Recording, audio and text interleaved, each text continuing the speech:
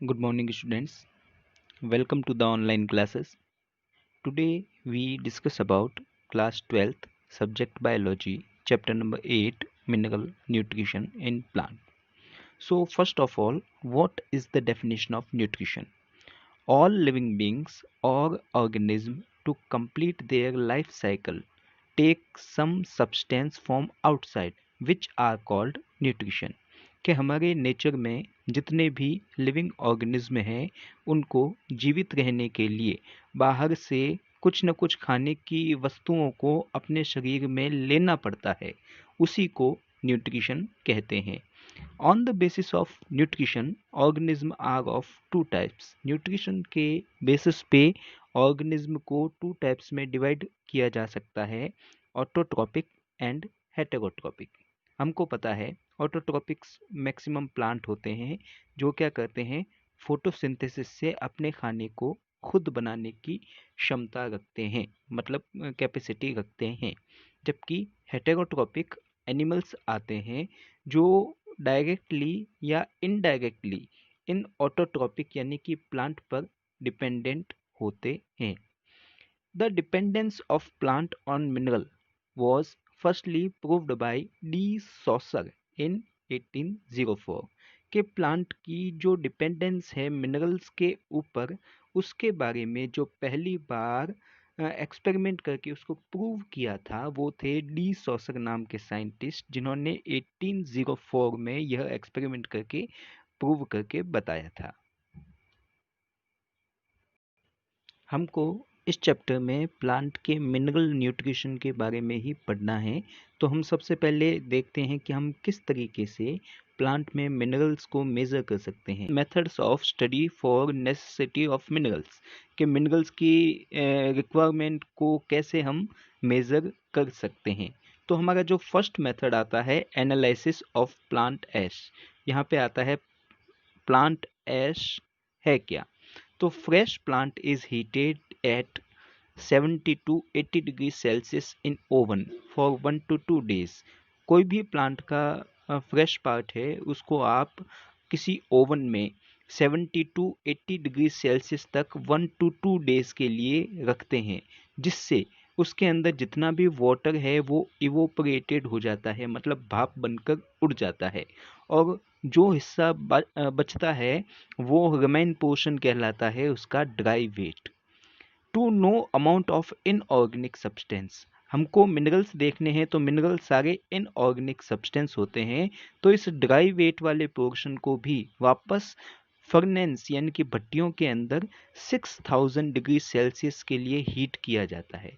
जब किसी को 6000 डिग्री सेल्सियस पे हीट करते हैं तो उसके अंदर से ऑर्गेनिक सब्सटेंस भी इवोपरेटेड हो जाते हैं, मतलब वो भी भाप बन के ख़त्म हो जाते हैं।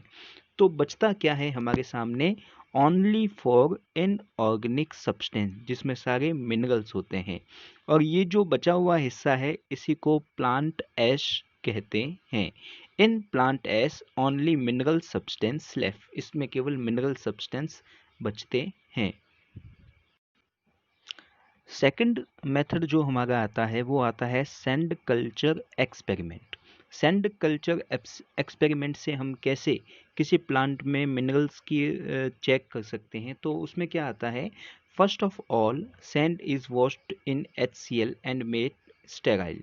कि सबसे पहले जो मिट्टी है उस मिट्टी को हम HCl से साफ करते हैं, जिससे वो स्टेराइल कंडीशन की हो जाती है, मतलब उसके अंदर किसी भी टाइप के मिनरल्स नहीं होते, क्योंकि हमने उसको HCl से धो दिया था। It is then washed with water, इसको हम बाद में वापस पानी से धोते हैं और इसको सुखा दिया जाता है।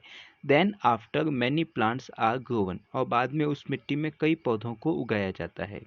Out of these plant some are controlled which are given all nutrient, और इस मिट्टी में जिन पौधों को उगाया जाता है वो हमारे कंट्रोल में होते हैं, कि कुछ पौधों को तो हम सारे न्यूट्रिएंट दें और जिसके बारे में हमको स्टडी करनी है उसमें उस न्यूट्रिएंट को एब्सेंट रखें। तो उस पर्टिकुलर न्यूट्रिएंट की एब्सेंट एडजस्ट होने से उसमें उसके कैरेक्टर हमको दिखने लगेंगे, जिससे हम कह सकते हैं, पहचान कर सकते हैं कि दिए गए प्लांट में इस एलिमेंट की कमी से ये सिम्टम हमको दिखाई देते हैं। तो ये कहलाता है सैंड कल्चर एक्सपेरिमेंट। वापस एक मिनट सुन ले। क्या किया जाता है कि हम नॉर्मल जो मिट्टी लेके आते हैं, उस मिट्टी में तो थोड़े से न्यूट्रिएंट मौजूद रह सकते हैं, इसलिए पहले उसको HCl से वॉश किया जाता है, जिससे उसके सारे न्यूट्रिएंट खत्म हो जाएं। बाद में उसको पानी से वॉश करके सुखाते हैं, और फिर हम उस मिट्टी में जिस पौधे को उगाएंगे और हमको जिस न्यूट्रिएंट की स्टडी करनी है, बस उस न्यूट्रिएंट को नहीं डालेंगे, बाकी सब न्यूट्रिएंट को डालेंगे। तो पर्टिकुलर जिस न्यूट्रिएंट को हमने नहीं डाला, उसकी डेफिशिएंसी से उसमें उसके सिम्टम आसानी से हमको दिखाई देने लगेंगे। ये चीज कहलाती है सैंड कल्चर एक्सपेरिमेंट। अगला जो हमारा टॉपिक है वो आता है वर्मी क्यूटाइल। वर्मी क्यूटाइल क्या है?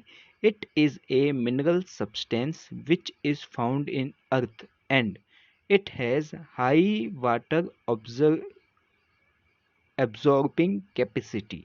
के वर्मी क्यूटाइल एक मिनरल सब्सटेंस है जो हमारे नेचर में पाया जाता है, जिसमें पानी को सोखने की सबसे ज़्यादा कैपेसिटी पाई जाती है। नेक्स्ट जो हमारा टॉपिक है वो है essential element. What is the essential element? Element that are needed for growth and reproduction. In their absent plant does not complete its life cycle. के प्लांट को उसकी ग्रोथ के लिए और रिप्रोडक्शन के लिए कुछ ऐसे एलिमेंट की ज़रूरत होती है जिनकी एब्सेंस में वो अपनी लाइफ साइकिल कंप्लीट नहीं कर सकते, तो उनको कहते हैं essential element. For normal growth only 17 elements are important for plant. Plant की नॉर्मल ग्रोथ के लिए 17 एलिमेंट जो है उनको एसेंशियल एलिमेंट कहते हैं, वो इम्पोर्टेंट है। तो देखते हैं कौन कौन से वो इम्पोर्टेंट एलिमेंट है। तो जो 17 एलिमेंट थे उसको आगे हमने 2 पार्ट्स में डिवाइड कर दिया है, macro nutrient and micro nutrient. जिसकी रिक्वायरमेंट ज़्यादा होती है उनको मैक्रो न्यूट्रिएंट कहा गया, और जिसकी रिक्वायरमेंट कम होती है उसको माइक्रो न्यूट्रिएंट कहा गया। और ये टोटल मिला के 17 एलिमेंट प्लांट की लाइफ साइकिल को कंप्लीट करने के लिए बहुत ही ज़्यादा ज़रूरी है, कह सकते हैं उसको। तो सबसे पहले हम बात करते हैं मैक्रो न्यूट्रिएंट की।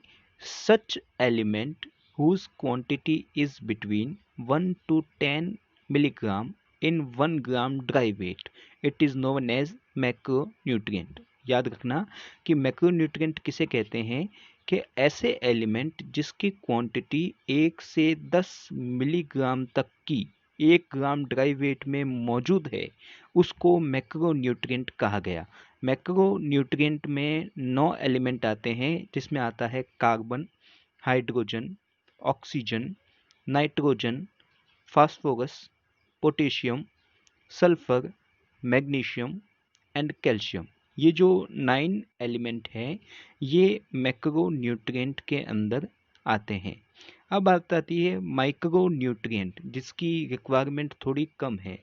Such element are less than 1 milligram in 1 gram dry weight. के ऐसे एलिमेंट जिसकी क्वांटिटी 1 ग्राम के ड्राई वेट में 1 मिलीग्राम से भी कम है, उनको माइक्रो न्यूट्रिएंट कहते हैं। इसमें 8 सब्सटेंस या एलिमेंट रखे गए हैं। वो कौन कौन है? एक तो है boron, iron, manganese, copper, zinc, molybdenum, chlorine and निकल। ये जो सब्सटेंस है, ये जो एलिमेंट है, ये कह सकते हैं एसेंशियल एलिमेंट है प्लांट में, जिसमें 9 तो है मैक्रो न्यूट्रिएंट और 8 हैं उसमें माइक्रो न्यूट्रिएंट। अगर इसको हम और अलग तरीके से डिवाइड करने की कोशिश करें तो स्ट्रक्चरल एलिमेंट जो प्लांट के पूरे स्ट्रक्चर को बनाते हैं, जिससे उनका DNA, RNA, प्रोटीन, फैट और कार्बोहाइड्रेट बना होता है, स्ट्रक्चरल एलिमेंट होते हैं कार्बन, हाइड्रोजन, ऑक्सीजन, नाइट्रोजन। ये 4 जो है उनको स्ट्रक्चरल एलिमेंट कहते हैं। और एनर्जी रिलेटेड एलिमेंट जो है वो है मैग्नीशियम आयन। और एंजाइम एक्टिवेटर जो है वो है manganese, magnesium, zinc, molybdenum and etcetera. ये जो है उसकी हम डिवाइडेशन कर सकते हैं। तो हम एक एक करके इन सबको पढ़ेंगे और देखेंगे कि प्लांट इनको किस फॉर्म में एब्जॉर्ब करते हैं और कैसे प्लांट के अंदर वो फंक्शन करते हैं, और पर्टिकुलर एक एलिमेंट की कमी से उसमें कौन से सिम्टम नज़र आते हैं। तो इन 17 एलिमेंट्स में जो हमारे सामने फर्स्ट आता है वो आता है carbon, second hydrogen and third oxygen.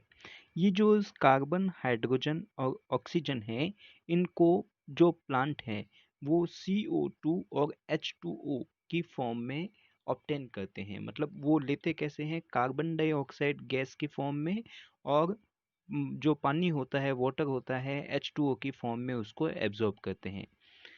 इनके फंक्शन क्या है, balance biochemical reactions in plant, के प्लांट के अंदर जितने भी बायोकेमिकल रिएक्शंस है उनको बैलेंस करने का काम कार्बन, हाइड्रोजन और ऑक्सीजन करते हैं। नॉर्मली इनकी डेफिशिएंसी प्लांट में होती ही नहीं है, क्योंकि अगर ये प्लांट को नहीं मिलेंगे, CO2 तो हमारे इन्वायरमेंट में बहुत सारी है तो इसकी कमी तो होती नहीं है, लेकिन पानी की कमी हो सकती है। तो इनकी कमी होने के कारण प्लांट ग्रोथ ही नहीं कर पाएंगे। तो नॉर्मली इनकी डेफिशिएंसी प्लांट में देखने को नहीं मिलती। फोर्थ एलिमेंट जो है वो है नाइट्रोजन।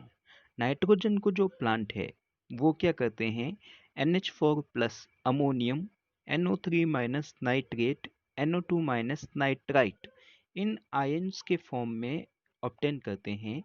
और नाइट्रोजन जो है प्लांट के अंदर एमिनो एसिड, प्रोटीन, विटामिन और सेल डिवीजन की कैपेसिटी को बनाए रखने की क्षमता रखता है। कह सकते हैं कि उनकी बॉडी में जो स्ट्रक्चर बनता है वो स्ट्रक्चर बनाने का काम नाइट्रोजन करता है। नाइट्रोजन की अगर डेफिशिएंसी प्लांट में हो जाए, यानी कि नाइट्रोजन की अगर कमी प्लांट के अंदर हो जाए, तो उसमें लॉस ऑफ ग्रीन कलर, उसमें ग्रीन कलर की कमी दिखाई देने लगती है। इंक्रीज डोरमेंसी, डोरमेंसी इंक्रीज होने लगती है। एंड लेस ग्रोथ, उसकी ग्रोथ कम होने लगती है। फिफ्थ एलिमेंट जो आता है वो आता है फॉस्फोरस। फॉस्फोरस की बात करें तो प्लांट उसको भी आयन फॉर्म में ही एब्जॉर्ब करते हैं। H2PO4 minus and HPO4 minus के फॉर्म में उसको एब्जॉर्ब करते हैं। ये किस काम आता है फॉस्फोरस? फॉस्फोरस का फंक्शन प्लांट में होता है फोटोसिंथेसिस एंड ऑक्सीडेशन करना। अगर फॉस्फोरस की डेफिशिएंसी प्लांट में हो जाए, यानी कि इसकी कमी प्लांट में हो जाए, तो क्या होगा, plant stand dark green, dark green आपको दिखाई देने लगेंगे। लीव्स बिकम डिस्ट्रॉयड, उसकी पत्तियां डिस्ट्रॉय हो जाएगी। And activity of cambium reduce, cambium की एक्टिविटी रिड्यूस हो जाएगी। सिक्स्थ एलिमेंट जो आता है हमारे सामने वो आता है कैल्शियम। कैल्शियम को कैल्शियम आयन की फॉर्म में ही एब्जॉर्ब किया जाता है, और ये क्या करता है, सेल डिवीजन और सेल एलोंगेशन का फंक्शन प्लांट में करता है। इसकी कमी से प्लांट में क्या होता है, flexibility and elongation affected, plant की जो फ्लेक्सिबिलिटी है और लंबापन है वो इफेक्ट होता है।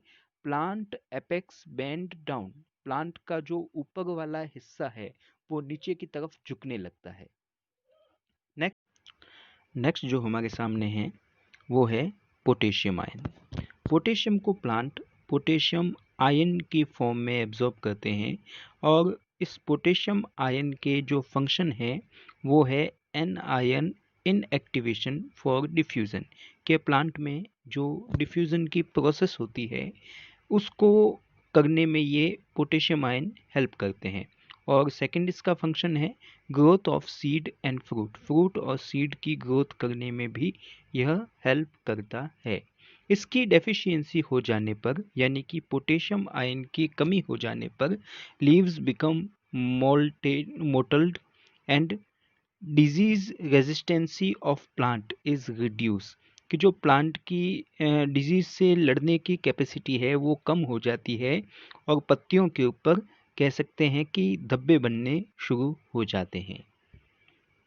नेक्स्ट हमारा जो एलिमेंट आता है वो आता है मैग्नीशियम।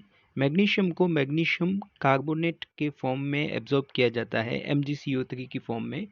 और मैग्नीशियम का काम प्लांट में है आरएनए बाइंडिंग करना, एक्सेस इन सीड ऑयल, ऑयल सीड यानी कि जो ऑयल सीड्स होते हैं उसमें मैग्नीशियम आपको मैक्सिमम मिलेगा, एक्ट एज कैटलिस्ट, कैटलिस्ट की तरह एक्ट करता है।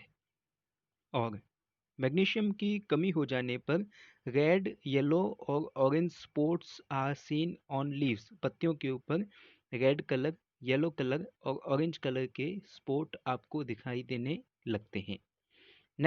नेक्स्ट आता है सल्फर। सल्फर को जो प्लांट है वो सल्फेट और सल्फर डाइऑक्साइड की फॉर्म में एब्जॉर्ब करते हैं।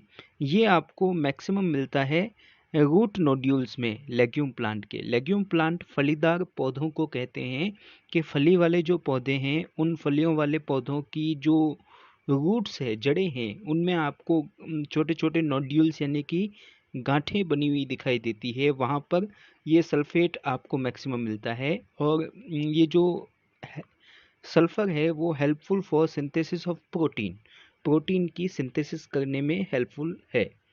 सल्फर की जो कमी हो जाती है प्लांट में, इसकी डेफिशिएंसी हो जाने पर chlorosis seen in leaves, chlorosis का मतलब होता है लॉस ऑफ ग्रीन कलर, कि पत्तियों का जो ग्रीन कलर है वो कम होने लगता है and plant remain stunt, plant मुरझाने लगता है।